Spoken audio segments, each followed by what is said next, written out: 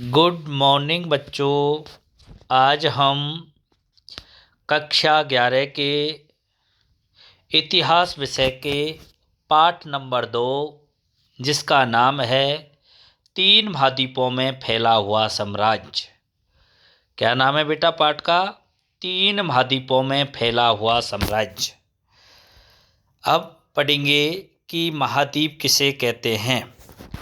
पृथ्वी की सतह पर मौजूद विशाल भूमि विस्तारों को महाद्वीप कहते हैं।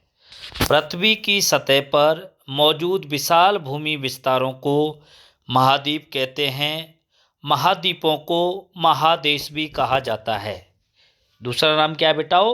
महादेश। महाद्वीपों की कुल संख्या 7 है। महाद्वीपों को अलग अलग नामों से जाना जाता है, जैसे एशिया, अफ्रीका, उत्तरी अमेरिका, दक्षिण अमेरिका, अंटार्कटिका, यूरोप और ऑस्ट्रेलिया। महाद्वीपों की सीमाएं स्पष्ट पहचानी जा सकती हैं। महाद्वीपों का निर्माण प्लेट टेक्टोनिक्स की वजह से हुआ है। पृथ्वी का करीब 29% हिस्सा महाद्वीपों से घिरा हुआ है। कितना परसेंट बेटाओ? 29%। एशिया महाद्वीप क्षेत्रफल और आबादी दोनों ही दृष्टि से दुनिया का सबसे बड़ा महाद्वीप है। एशिया महाद्वीप क्षेत्रफल और आबादी दोनों ही दृष्टि से दुनिया का सबसे बड़ा महाद्वीप है। ऑस्ट्रेलिया क्षेत्रफल में सबसे छोटा महाद्वीप है। ऑस्ट्रेलिया क्षेत्रफल में सबसे छोटा महाद्वीप है। महाद्वीपों को समुद्र तल या मेटल की तुलना में कम घनत्व वाली चट्टानों से बना माना जाता है। यूरोप और एशिया को अलग अलग महाद्वीप कहना ऐतिहासिक और सांस्कृतिक विभाजन है। नेक्स्ट टॉपिक है बेटा हो रोम साम्राज्य। इटली की वर्तमान राजधानी रोम है। तो अपन पढ़ेंगे रोम साम्राज्य। रोम साम्राज्य दूर दूर तक फैला हुआ था। इसमें आज का अधिकांश यूरोप और उर्वर अर्धचंद्राकार क्षेत्र अर्थात पश्चिमी एशिया तथा उत्तरी अफ्रीका का बहुत बड़ा भाग शामिल था। यानी यूरोप साम्राज्य में यूरोप, पश्चिमी एशिया तथा उत्तरी अफ्रीका का बहुत बड़ा भाग शामिल था। यह साम्राज्य अनेक स्थानीय संस्कृतियों, भाषाओं के वैभव से संपन्न था। रोम साम्राज्य अनेक स्थानीय संस्कृतियों, भाषाओं के वैभव से संपन्न था। स्त्रियों की कानूनी स्थिति काफ़ी सुदृढ़ थी। स्त्रियों की कानूनी स्थिति काफ़ी सुदृढ़ थी, लेकिन अर्थव्यवस्था दास श्रम के बल पर चलती थी। अर्थव्यवस्था किस पर टिकी हुई थी? दास श्रम। दास का अर्थ होता है गुलाम, श्रम यानी मेहनत, गुलामों की मेहनत पर। इस कारण जनता का एक बड़ा भाग स्वतंत्रता से वंचित था।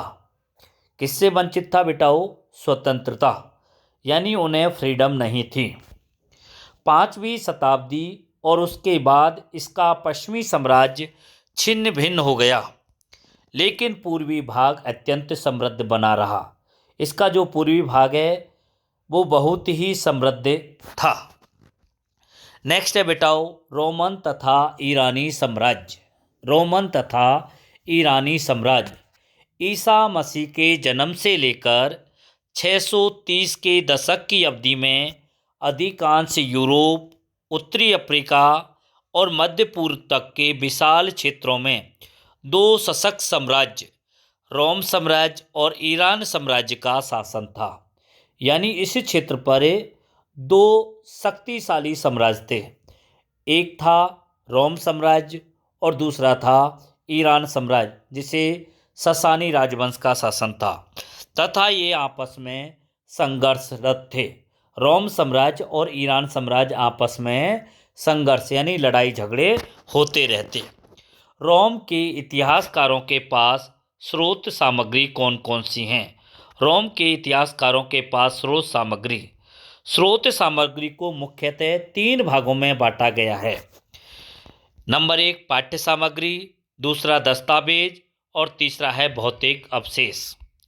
रोम के इतिहासकारों के पास स्रोत सामग्री का विशाल भंडार था। इस स्रोत सामग्री को 3 वर्गों में बांटा जा सकता है। नंबर 1 पाठ्य सामग्री, नंबर 2 प्रलेख या दस्तावेज और नंबर 3 भौतिक अवशेष। रोमन साम्राज्य का आरंभिक काल। रोमन साम्राज्य का आरंभिक काल। रोमन साम्राज्य को मोटे तौर पर 2 चरणों में बांटा जा सकता है। कितने चरणों में बेटाओ? 2। पहला है पूर्ववर्ती चरण और दूसरा है परिवर्ती चरण। पूर्ववर्ती चरण और परिवर्ती चरण कहा जा सकता है। रोम साम्राज्य में प्रशासन के प्रयोजन के लिए लैटिन और यूनानी भाषाओं का प्रयोग किया जाता था। रोमन साम्राज्य में प्रशासन की मुख्य भाषा कौन सी थी? लैटिन भाषा और यूनानी भाषा। नेक्स्ट टॉपिक है बेटाओ पूर्ववर्ती चरण। गणतंत्र में वास्तविक सत्ता सेनेट नामक निकाय में थी। वास्तविक सत्ता किसके हाथ में थी? सेनेट। गणतंत्र 509 ईसा पूर्व से 27 ईसा पूर्व तक चला। कब से कब तक? 509 ईसा पूर्व से 27 ईसा पूर्व। 27 ईसा पूर्व में रोम सम्राट ऑगस्टस ने जो राज्य स्थापित किया उसे प्रिंसिपेट कहा जाता है। पूछ लिया जाता है बेटाओ प्रिंसिपेट क्या है? 27 ईसा पूर्व में रोम सम्राट ऑगस्टस ने जो राज्य स्थापित किया था उसे प्रिंसिपेट कहा जाता है। उसने सेनेट के महत्व को बनाए रखा। किसके महत्व को? सेनेट। सेनेट में कुलीन और अभिजात वर्गों का प्रतिनिधित्व था। सेनेट में किसका प्रतिनिधित्व था? कुलीन और अभिजात वर्ग का। सम्राट और सेनेट के बाद सामाजिक शासन की एक अन्य प्रमुख संस्था थी जिसका नाम था सेना। कौन थी? सेना। यह व्यावसायिक सेना थी। कैसी सेना थी? व्यावसायिक।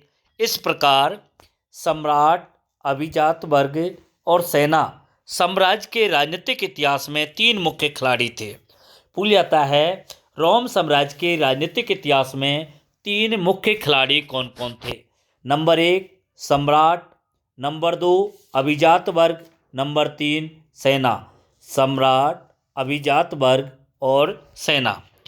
509 ईसा पूर्व से 3री शताब्दी के मुख्य भाग तक के काल को पूर्ववर्ती रोमन साम्राज्य कहा जाता है।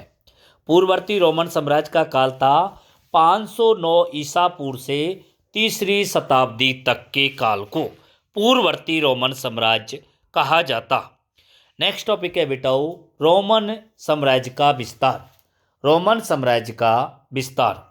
रोमन साम्राज्य के प्रत्यक्ष शासन का काफ़ी विस्तार हुआ। इसके अनेक आश्रित राज्यों को रोम के प्रांतीय राज्य में सम्मिलित कर लिया गया। 2री शताब्दी में रोम साम्राज्य स्कॉटलैंड से आर्मेनिया की सीमाओं तक, स्कॉटलैंड से आर्मेनिया की सीमा तक, सहारा मरुस्थल से फरात तथा कभी कभी उससे भी आगे तक फैला हुआ था। नगरों के माध्यम से साम्राज्य पर नियंत्रण रखना। नगरों के माध्यम से साम्राज्य पर नियंत्रण रखना। संपूर्ण साम्राज्य में दूर दूर तक के अनेक नगर स्थापित किए गए थे जिनके माध्यम से समस्त साम्राज्य पर नियंत्रण रखा जाता। इन्हीं नगरों के माध्यम से सरकार प्रांतीय ग्रामीण क्षेत्रों पर कर लगाने में सफल होती थी। दूसरा है टॉपिक सार्वजनिक स्नान गृह। सार्वजनिक स्नान गृह। सार्वजनिक स्नान गृह रोम के शहरी जीवन की प्रमुख विशेषता थी। पूछ लिया था बेटा वो रोम के शहरी जीवन की प्रमुख विशेषता थी सार्वजनिक स्नान गृह। शहरी लोगों को उच्च स्तर के मनोरंजन उपलब्ध थे। 3री शताब्दी का संकट। 3री शताब्दी में रोम को अनेक संकटों का सामना करना पड़ा। ईरान के शासक शापुर प्रथम ने रोम साम्राज्य की पूर्वी राजधानी एंटियोक सीरिया पर अधिकार कर लिया था। ईरान के शासक शापुर प्रथम ने रोम साम्राज्य की पूर्वी राजधानी एंटियोक पर अधिकार कर लिया। कई जर्मन मूल को जनजातियों ने राइन तथा डेन्यू नदियों की सीमा की ओर बढ़ना शुरू कर दिया और उन प्रांतों की सीमाओं का आक्रमण किया। नेक्स्ट टॉपिक है लिंग। रोम में एकल परिवार का प्रचलन था। कैसा परिवार? एकल परिवार। महिलाओं को संपत्ति के स्वामित्व तथा संचालन में व्यापक कानूनी अधिकार थे। महिलाओं को संपत्ति के स्वामित्व तथा संचालन में व्यापक कानूनी अधिकार प्राप्त थे। तलाक देना अपेक्षाकृत आसान था। तलाक देना अपेक्षाकृत आसान था। स्त्रियों पर उनके पतियों का नियंत्रण रहता। स्त्रियों पर उनके पतियों का नियंत्रण रहता। पिता को अपने बच्चे पर कानूनी नियंत्रण होता। पिता को अपने बच्चे पर कानूनी नियंत्रण होता। कानून के अनुसार पति और पत्नी को अलग अलग दो वित्तीय हस्तियां माना जाता। पत्नी को पूर्ण वैधानिक स्वतंत्रता प्राप्त थी। नेक्स्ट टॉपिक है साक्षरता। काम चलाऊ साक्षरता की दर साम्राज्य के विभिन्न भागों में काफ़ी अलग अलग थी। पोम्पेई नगर में काम चलाऊ साक्षरता व्यापक रूप से विद्यमान थी। नेक्स्ट टॉपिक है संस्कृति। रोमन साम्राज्य में सांस्कृतिक विविधता कई रूपों में दिखाई देती है, जैसे धार्मिक संप्रदायों, स्थानीय देवी देवताओं की भरपूर विविधता, बोलचाल की अनेक भाषाएं, वेशभूषा की विविध शैलियाँ, अलग अलग प्रकार के भोजन आदि। नेक्स्ट है आर्थिक विस्तार। साम्राज्य में बंदरगाहों, खदानों, ईंट भट्टों, जैतून के तेल के कारखानों आदि की संख्या काफ़ी अधिक थी। गेहूं, अंगूरी शराब तथा जैतून का तेल मुख्य व्यापारिक मदद थी। इटली में कैम्पेनिया, सिसिली, मिस्र में फयूम, गैलीली, बाइजेकियम, दक्षिणी गाल तथा बाइएटिका अत्यधिक उपजाऊ क्षेत्र थे। इटली में कैम्पेनिया, सिसिली, मिस्र में फयूम, गैलीली, बाइजेकियम, दक्षिण गाल, बाइएटिका अत्यधिक उपजाऊ क्षेत्र थे। सिसिली तथा बाइजेकियम रोम को भारी मात्रा में गेहूं का निर्यात करते। सिसिली तथा बाइजेकियम रोम को भारी मात्रा में गेहूं का निर्यात करते, परंतु रोम क्षेत्र के अनेक बड़े बड़े हिस्से बहुत कम उन्नत अवस्था में थे। स्पेन की सोने और चांदी की खानों में जल शक्ति से खुदाई की जाती थी। इन खानों से खनिज निकाले जाते। क्या निकाले जाते बेटाओ? खनिज। उत्पादकता का स्तर ऊंचा था। उत्पादकता का स्तर ऊंचा था। बैंकिंग व्यवस्था थी। नेक्स्ट टॉपिक है श्रमिकों पर नियंत्रण। श्रमिकों पर नियंत्रण। रोमन साम्राज्यों में दासों की बहुत बड़ी संख्या थी। जहां उच्च वर्ग के लोग दासों के प्रति प्राय क्रूरतापूर्ण व्यवहार करते। दासों के प्रति उच्च वर्ग के लोग क्रूरतापूर्ण व्यवहार करते, वही दूसरी ओर साधारण लोग उनके प्रति कहीं अधिक सहानुभूति रखते। साधारण लोग दासों के प्रति सहानुभूति रखते थे। जबकि दासों की आपूर्ति में कमी आने लगी तो दास प्रजनन अथवा वेतनभोगी मजदूरों जैसे विकल्पों का सहारा लिया गया। दास प्रजन या वेतनभोगी मजदूर। रोमन साम्राज्य में कुछ औद्योगिक प्रतिष्ठानों ने श्रमिकों से संबंधित कड़े नियंत्रण लगा रखे थे। कामगारों को दागा जाता ताकि यदि वे भागने का प्रयत्न करते तो उन्हें पहचाना जा सके। नेक्स्ट टॉपिक है बेटाओ सामाजिक श्रेणियाँ। कौन सी श्रेणी? सामाजिक श्रेणी। साम्राज्य में सेनेटर, अश्वारोही वर्ग, जनता का सामान्य वर्ग, निम्नतर वर्ग, दास आदि विभिन्न सामाजिक समूह थे। कौन कौन से? सेनेटर, अश्वारोही वर्ग, जनता का सामान्य वर्ग, निम्नतर वर्ग और दास विभिन्न सामाजिक समूह थे। सेनेटर तथा अश्वारोही वर्ग अभिजात वर्ग थे। सेनेटर और अश्वारोही अभिजात वर्ग थे। मध्यम वर्ग में नौकरशाही और सैनिक लोग शामिल थे। मध्यम वर्ग में कौन थे? नौकरशाही और सैनिक लोग। परंतु इसमें समृद्ध सौदागर तथा किसान भी शामिल थे। निम्नतर वर्ग में ग्रामीण श्रमिक शामिल थे। निम्नतर वर्ग में ग्रामीण श्रमिक यानी मजदूर शामिल थे। नेक्स्ट टॉपिक है परिवर्ती पुराकाल या परिवर्ती साम्राज्य। 3री शताब्दी के उत्तरार्ध से लेकर 7वीं शताब्दी तक के काल में परिवर्ती रोमन साम्राज्य के नाम से जाना जाता है।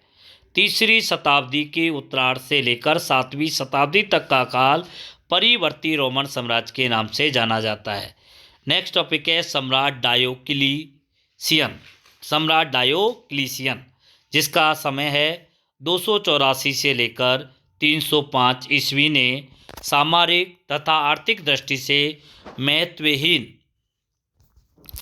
महत्वहीन क्षेत्रों को छोड़कर साम्राज्य के विस्तार को कम किया। सम्राट कॉन्स्टेंटाइन ने इनके अतिरिक्त कुछ अन्य परिवर्तन साम्राज्य के अंतर्गत किए। सम्राट कॉन्स्टेंटाइन ने क्या क्या परिवर्तन किए? नंबर 1, सम्राट कॉन्स्टेंटाइन ने सोलिड्स नामक एक नया सिक्का चलाया। सिक्के का नाम था सोलिड सिक्का। उसने दूसरी राजधानी कुस्तुनतुनिया का निर्माण किया। दूसरी राजधानी कौन सी बनाई थी? कुस्तुनतुनिया। उसके समय में तेल की मिलों, शीशे के कारखानों आदि की स्थापना हुई।